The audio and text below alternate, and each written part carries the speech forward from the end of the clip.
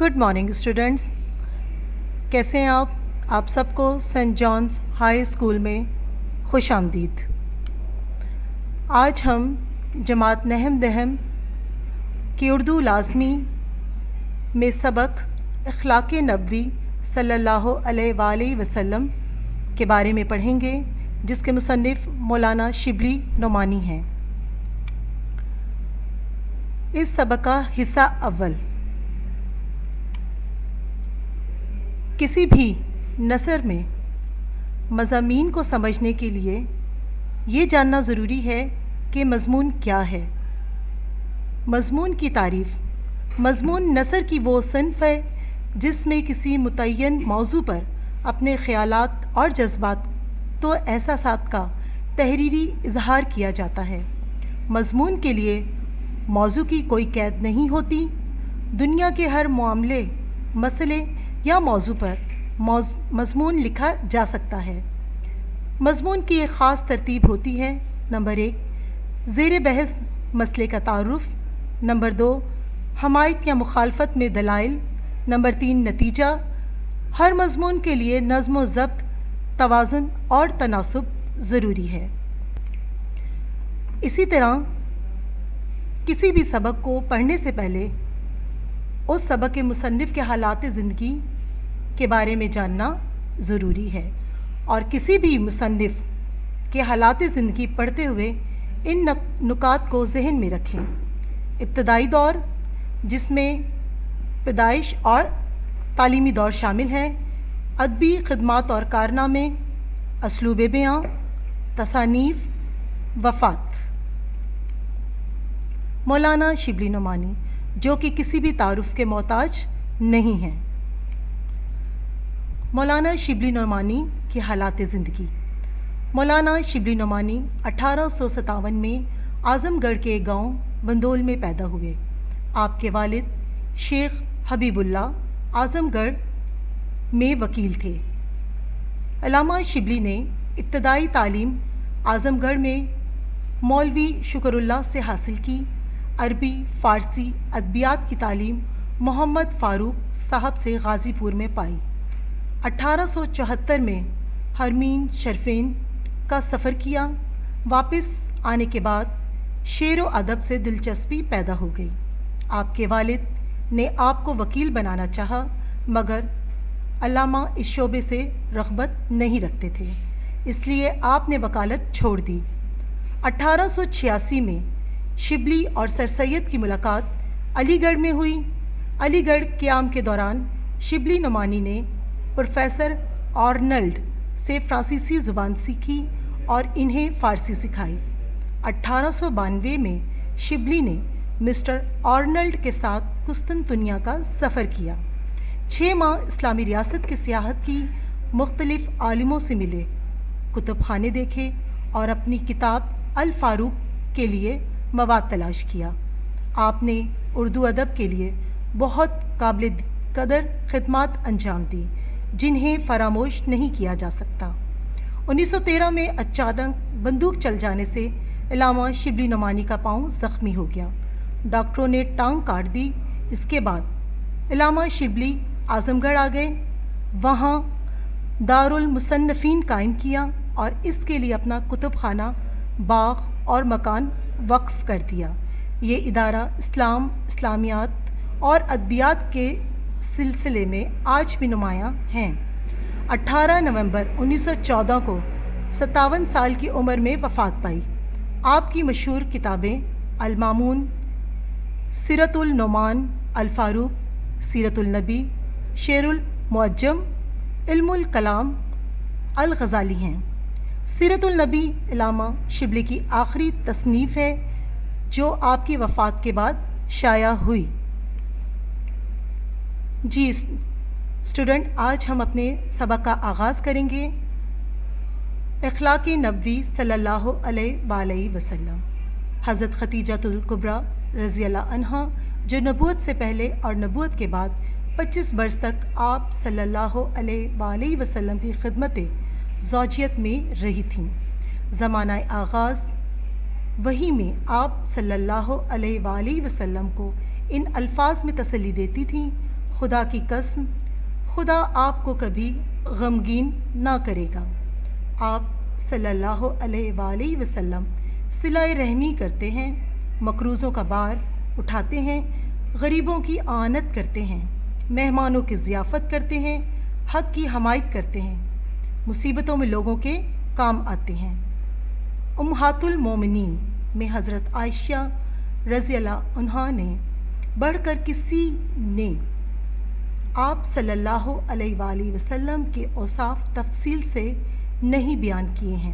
فرماتی ہیں حضرت صلی اللہ علیہ وآلہ وسلم کی عادت کسی کو برا بھلا کہنے کی نہ تھی، برائی کے بدلے میں برائی نہیں کرتے تھے بلکہ درگزر کرتے تھے اور معاف فرما دیتے تھے۔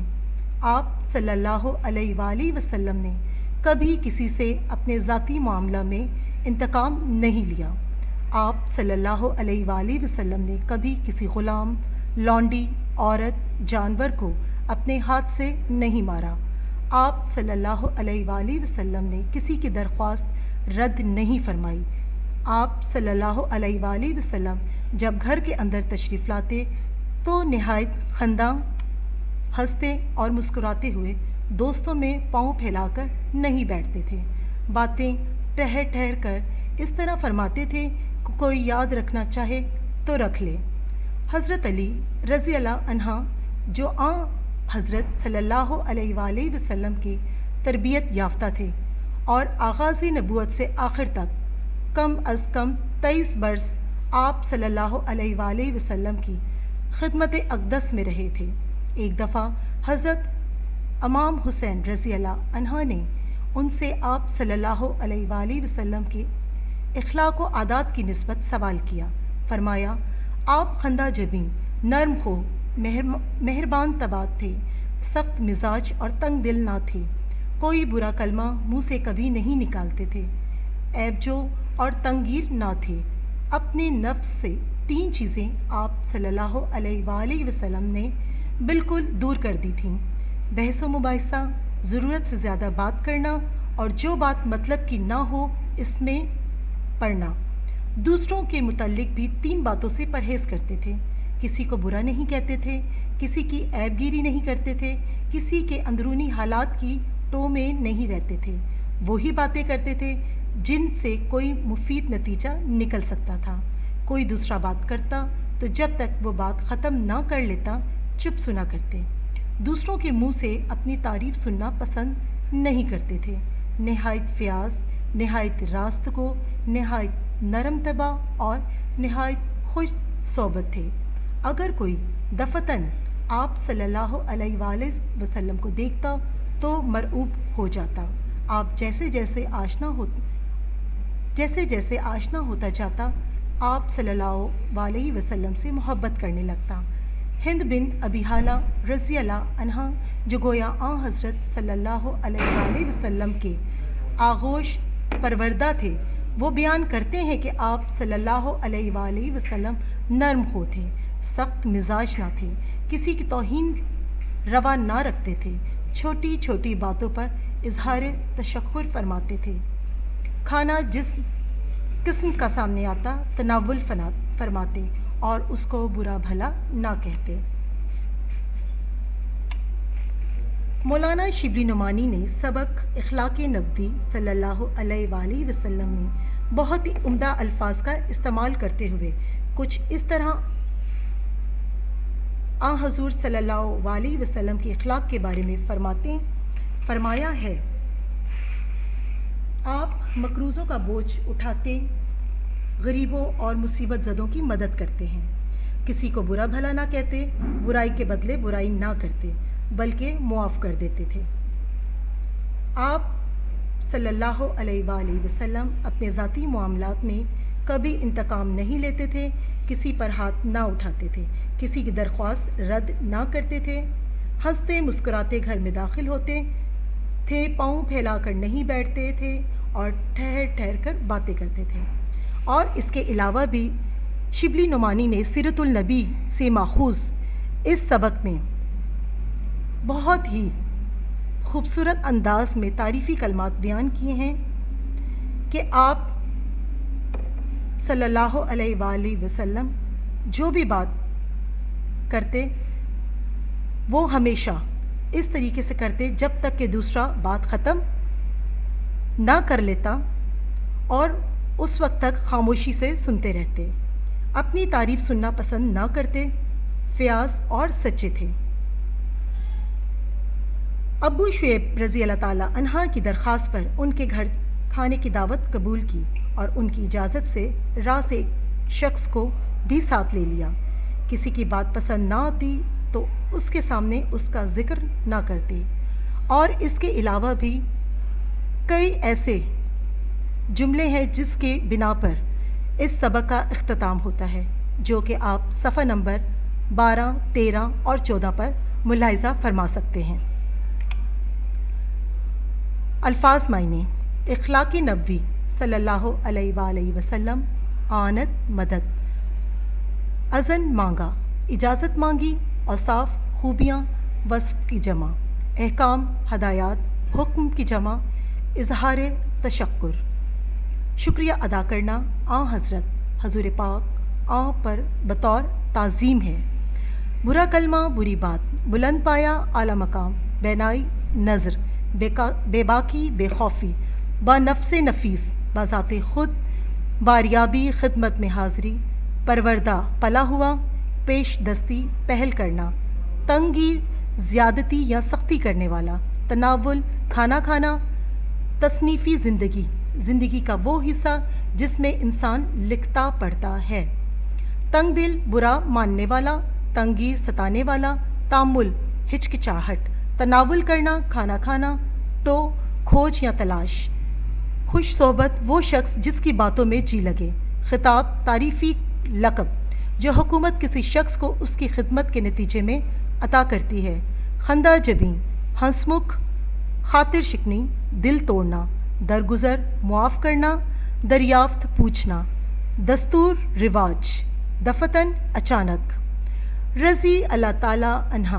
اللہ اس سے راضی ہوا، خاتون راست گو سیدھی سچی بات کہنے والا، رخ پھیرنا منہ موڑنا، زعفران خوشبودار پتیاں، زوجیت بیوی ہونا، سفارت وفد، شمس العلماء عالموں کا سورج صلی اللہ علیہ وآلہ وسلم، اللہ تعالیٰ حضور پاک صلی اللہ علیہ وآلہ وسلم اور آپ کی آن پر رحمت نازل فرمائے. صلہ رحمی، ماں کے رتبے ماں کے رشتے کی وجہ سے کسی سے نیک سلوک کرنا، ضیافت دعوت مہمان نوازی، عیب گیری کسی کی برائی کرنا، قدم رنجا تشریف لانا، مرعوب روب میں آیا ہوا، مقروض جس پر قرض ہو ماخوذ لیا گیا، نرم خو نرم مزاج رحم والے، وقار و متانت تہذیب شان والا، سنجیدگی ہم رکاب سوار کے ساتھ سواری پر سوار ہونے والا. جی امید ہے اسٹوڈنٹس آج آپ کو آپ کا یہ سبق سمجھ میں آیا ہوگا. آج کا ہمارا ہوم ورک ہے درج ذیل سوالات کے جواب دیجیے. نمبر 1، حضرت خدیجۃ الکبریٰ رضی اللہ تعالیٰ عنہ زمانہ آغاز وحی میں آپ صلی اللہ علیہ وآلہ وسلم کو کن الفاظ میں تسلی دیتی تھیں. نمبر 2، حضرت علی رضی اللہ تعالیٰ عنہ نے حضرت صلی اللہ علیہ وآلہ وسلم کے کیا اخلاق بیان فرمائے. آپ صلی اللہ علیہ وآلہ وسلم جریر بن عبداللہ رضی اللہ عنہ کو دیکھ کر کیا کرتے تھے. نمبر 4، آپ صلی اللہ علیہ وآلہ وسلم کے اخلاق کے بارے میں ہند بن ابی حالہ رضی اللہ تعالیٰ عنہ کیا فرماتے ہیں. نمبر 5، حضرت عتبان بن مالک رضی اللہ تعالیٰ عنہ نے حضرت صلی اللہ علیہ وآلہ وسلم سے کیا درخواست کی. جی امید کرتے ہیں کہ آپ گھر میں رہیں، خوش رہیں اور سلامت رہیں. شکریہ.